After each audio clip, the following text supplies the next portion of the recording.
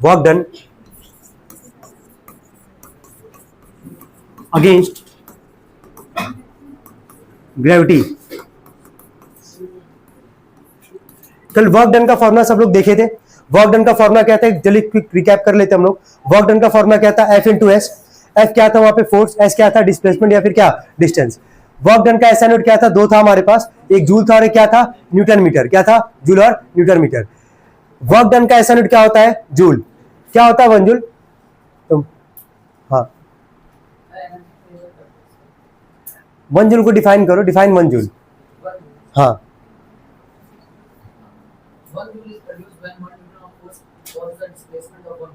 Very good. जब 1 Newton का force लगाएंगे किसी ऑब्जेक्ट पे और वह डिस्प्लेसमेंट कितने मीटर का होगा, 1 मीटर का, उसको क्या बोलेंगे, 1 जूल। 1 जूल का फॉर्मूला बोलना।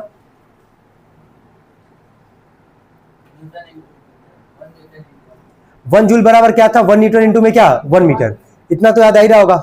ठीक है, अब हेडिंग डाले हम लोग, वर्क डन अगेंस्ट ग्रेविटी। इसमें लिखेंगे पहले work is done against gravity, work is done against gravity, comma the amount of work done, the amount of work done is equal to the work is done against gravity, हो गया, comma the amount of work done is equal to the, वापस बोल दे रहे हैं, whenever work is done against gravity, comma the amount of work done is equal to the,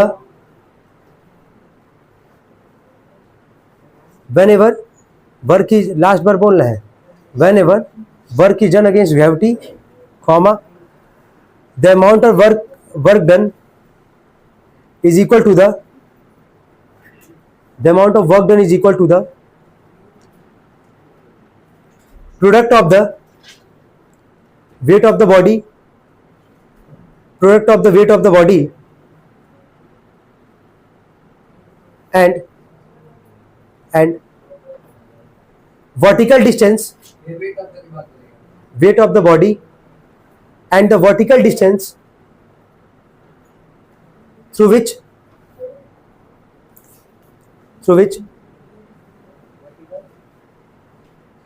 the body is lifted, through which distance के बाद है through which the body is lifted।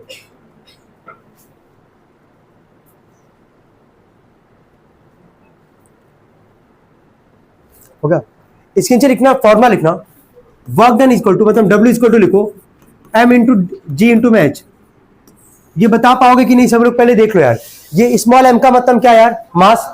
Small g का मतलब क्या है, acceleration due to gravity. Small h का मतलब क्या हो गया, हाइट या फिर क्या, डिस्टेंस। ठीक है, ये फॉर्मूला ब्रैकेट में नोट करना और इसके नीचे लिखना, where W is equal to, where W is equal to work done,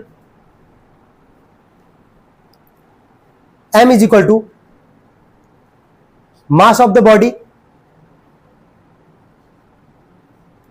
G equal to, small g equal to acceleration due to gravity, small h equal to height through which the body is lifted, height through which, small h बराबर देखो, height through which the body is lifted।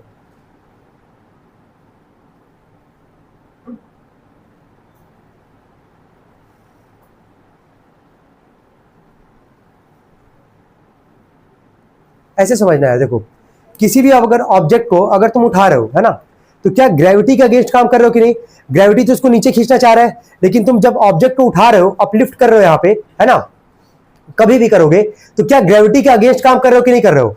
Gravity का काम क्या है कि किसी object को कहां खींचेगा, वो नीचे की तरफ, और तुम कहां खींच रहे हो, ऊपर की तरफ। तो उसके लिए एक फॉर्मूला है जो कि यहां लिखा गया है, W बराबर क्या लिखा गया है, M इंटू जी इंटू में क्या, H। समझ में आ रहा, टॉपिक के नाम पे जाओ ना, टॉपिक का नाम क्या था, हेडिंग क्या था हमारे पास, वर्क डन अगेंस्ट क्या, ग्रेविटी। अगर ग्रेविटी के अगेंस्ट अगर हम लोग कोई काम करेंगे तो उसके लिए एक फॉर्मूला दिया गया है, उसका फॉर्मूला है क्या, W बराबर क्या है, M इंटू जी इंटू में क्या, H। यहाँ स्मॉल जी का क्या रोल है, सबको समझ में आ रहा है। एक्सेलरेशन ड्यू टू ग्रेविटी का वैल्यू बोलना, स्मॉल जी का वैल्यू कितना होता है, यूनिट,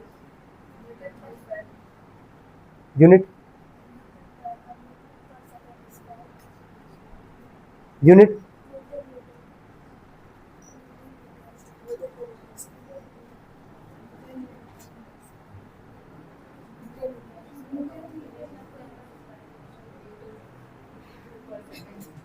हाँ बोलना, इधर छोड़ दे रहा है, ध्यान देना। स्मॉल जी का और कैपिटल जी का की वैल्यू में हम लोग ऑलरेडी ग्रेविटेशन चैप्टर में पढ़े थे, इन डिटेल पढ़े थे, क्वेश्चंस भी लगाए थे हम लोग यहाँ पे। स्मॉल जी का वैल्यू कितना ऐड करवाया गया था, 9.8 मीटर पर सेकंड स्क्वायर, और वो वैल्यू शफल भी करेगा, कई जगह 9.8 होगा, कई जगह क्या था 10 था, लेकिन क्या कैपिटल जी का कहीं वैल्यू चेंज होता था, हमारे पास नहीं। जी का, उस कैपिटल जी का नाम क्या था, यूनिवर्सल ग्रेविटेशनल कांस्टेंट, क्या था उसका वैल्यू 6.67 10 टू द पावर क्या -11 न्यूटन मीटर स्क्वायर पर केजी स्क्वायर। ठीक है, तो ध्यान रखना है, वैल्यू नहीं बोलना, बीच में पूछते रहेंगे भाई, याद आता रहेगा तुम लोग को, बहुत अच्छा रिस्पॉन्ड कर रहे हो तुम लोग, ऐसी बना बता देते भी रहना है ना। चलिए आगे लिखेंगे सब लोग इसके नीचे क्वेश्चन, पहला सवाल, एक minute. Work done against gravity सबको समझ में आ गया है कि कोई भी काम अगर ग्रेविटी के अगेंस्ट करोगे तो उसके लिए फॉर्मुला W बराबर क्या है, m इंटू जी इंटू में क्या h, ये जी का वैल्यू सफल करेगा, जो दिया रहेगा सवाल में वही रखोगे, अदरवाइज नहीं दिया रहेगा तो क्या लेके चलोगे 9.8 unit metre per second square. लिखिए पहला सवाल,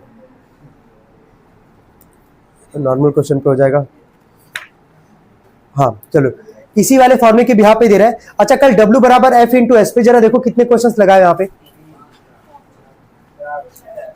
4 क्वेश्चन। ठीक है, क्वेश्चन लिखो, इसके बिहाफ पे बोल रहे हैं, लिखो लिखो कैलकुलेट द वर्क डन, लिखो कैलकुलेट द वर्क डन। सब लोग पता ना कैसे करना है यार, गिवन लिखोगे एकदम अच्छे से, उसके बाद calculate the work done in lifting 200 kg of water, in lifting 200 kg of water through a vertical height of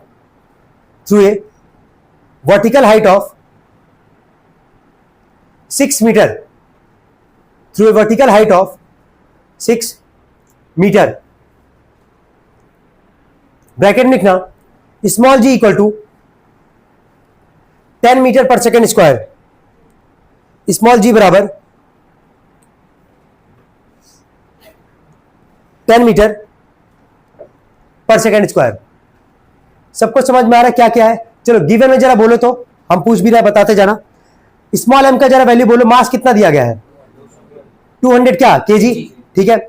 small जी का वैल्यू कितना दिया गया, लास्ट में लिखा है अभी जस्ट 10 मीटर क्या पर सेकेंड स्क्वायर, और h का वैल्यू भी तुम लोग को दिख रहा होगा, हाइट कितना मीटर है 6 मीटर। क्या गिवन लिख लोगे, फॉर्मूला लगा देना, W बराबर m इंटू जी इंटू में क्या h, वैल्यू निकालो कितना है यूनिट। अच्छा, जितने भी लोग क्वेश्चन कर रहे हैं बिना गिवन लिखे तो कोई नहीं कर रहा है ना, कोई जोश में तो नहीं है इसमें, दंदना WMGH डायरेक्टली कर लोग ऐसे भी करते हैं भाई, W, ठीक है। मास कितना था वैसे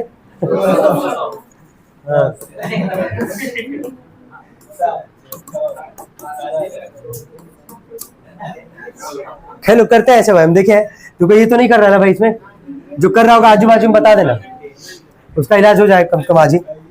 चलो गिवन में लिखे होगा, कोई दिक्कत होगा नहीं।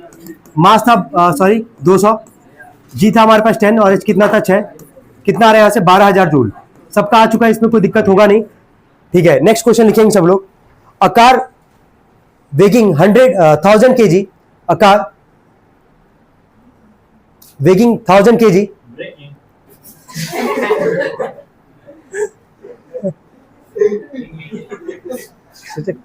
कितने तेज हो जाए, कितने तेजस्वी हो गए हो तुम, ब्रेकिंग बोलेंगे 1000 kg, 1000 kg से ब्रेक लगाएगा वो, वेगिंग मास है उसका। अब ऐसे लिख लो तुम लोग, जान दो, वेगिंग मत लिखो, वेगिंग तुम लोग के लिए नहीं बना है, हाँ जो लिख लिया ठीक है। A car has a mass of 1000 kg, अब सही है ना, हाँ। A car has a mass of 1000 kg and travelling eight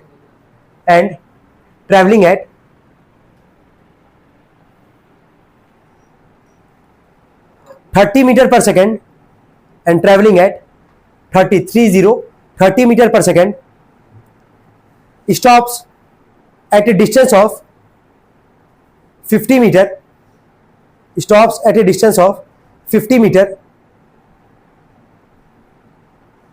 decelerating, stops at a distance of 50 meter, 50 है। डी एसिलरेटिंग हो गया, decelerating. Uniformly, uniformly, full stop. What is the, what is the, what is the, उसके आगे लिखना work done by the brakes. What is the work done by the brakes. हो गया। अब एक मिनट सभी लोग सुन लो, एक मिनट सुनो ध्यान से।